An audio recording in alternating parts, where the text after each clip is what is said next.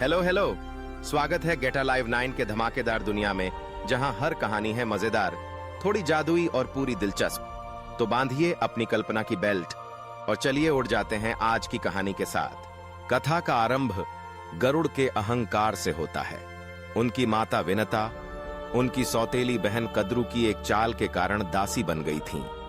अपनी माता को इस दास्ता से मुक्त कराने के लिए गरुड़ को नागों के राजाओं द्वारा अमृत कलश लाने की शर्त दी गई। गरुड़ ने अपनी अद्भुत शक्ति का प्रदर्शन करते हुए देवताओं से युद्ध कर अमृत प्राप्त किया और अपनी माता को आजाद कराया।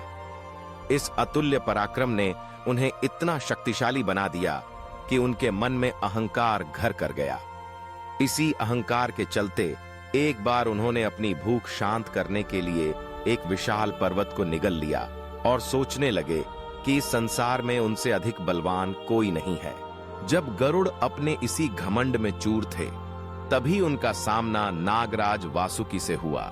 वासुकी, जो भगवान शिव के गले का आभूषण है, अपनी विनम्रता, ज्ञान और अटूट भक्ति के लिए जाने जाते हैं।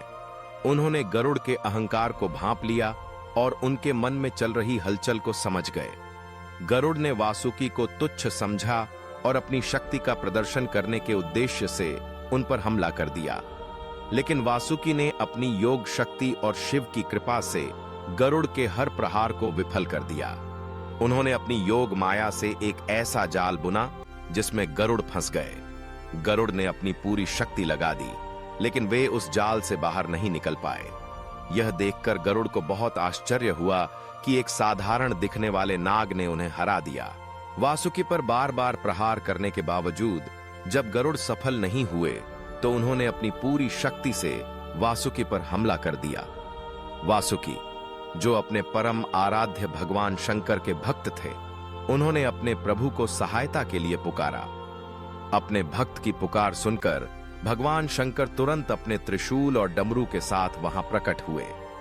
उन्होंने गरुड़ को वासुकी पर प्रहार बंद करने का आदेश दिया। अहंकार में डूबे गरुड़ ने भगवान शंकर के आदेश को अनदेखा कर अपना हमला जारी रखा।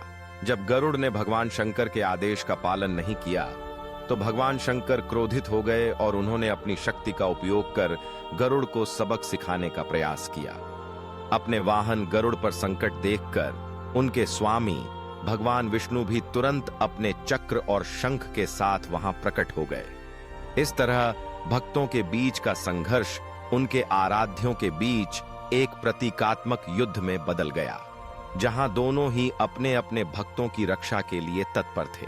भगवान विष्णु और भगवान शंकर दोनों ने अपनी शक्तियों का प्रदर्शन किया।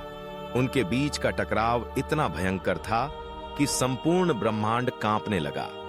इस युद्ध से निकलने वाली ऊर्जा से सृष्टि पर गहरा प्रभाव पड़ रहा था। जब दोनों देवताओं ने एक दूसरे पर अपने सबसे शक्तिशाली अस्त्रों का प्रयोग किया, तब एक क्षण ऐसा आया जब भगवान शंकर ने अपना त्रिशूल उठाया। उन्होंने गरुड़ की ओर प्रहार किया, लेकिन वह त्रिशूल गरुड़ को भेदता हुआ सीधे भगवान विष्णु के हृदय में समा गया। यह देखकर दोनों देवता एक क्षण के लिए रुक गए। भगवान शंकर को यह एहसास हुआ कि उन्होंने अपने ही अभिन्न मित्र और आराध्य पर प्रहार कर दिया है। इसी क्षण दोनों देवताओं ने अपनी शक्तियों की समानता और एक दूसरे के प्रति सम्मान को स्वीकार किया। भगवान विष्णु ने गरुड़ को समझाया कि असली शक्ति अहंकार में नहीं, बल्कि भक्ति और विनम्रता में होती है। उन्होंने गरुड़ से कहा कि भले ही तुम मेरे वाहन हो, लेकिन वासुकी भगवान शंकर के गले का आभूषण है और उनका सम्मान करना आवश्यक है। इस घटना से गरुड़ का अहंकार टूट गया और उन्हें अपनी गलती का एहसास हुआ। उन्होंने वासुकी और भगवान शंकर दोनों से माफी मांगी और उनसे मित्रता कर ली। इस प्रकार यह युद्ध एक लड़ाई न होकर गरुड़ के लिए एक महत्वपूर्ण सबक बन गया, जिसमें स्वयं भगवान विष्णु और शंकर ने उन्हें सही मार्ग दिखाया। यह कथा हमें सिखाती है कि विनम्रता और भक्ति सबसे बड़ी शक्ति है। आज की वीडियो बस यहीं तक थी, लेकिन ज्ञान, हंसी और जिज्ञासा कभी खत्म नहीं होती। तो चलते हैं एक नई खोज की ओर, एक नई सोच की ओर। अगर आप साथ हैं तो हर वीडियो एक नई उड़ान है। सब्सक्राइब जरूर करना और कमेंट में बताओ अगली उड़ान कहां तक ले जाए आपको।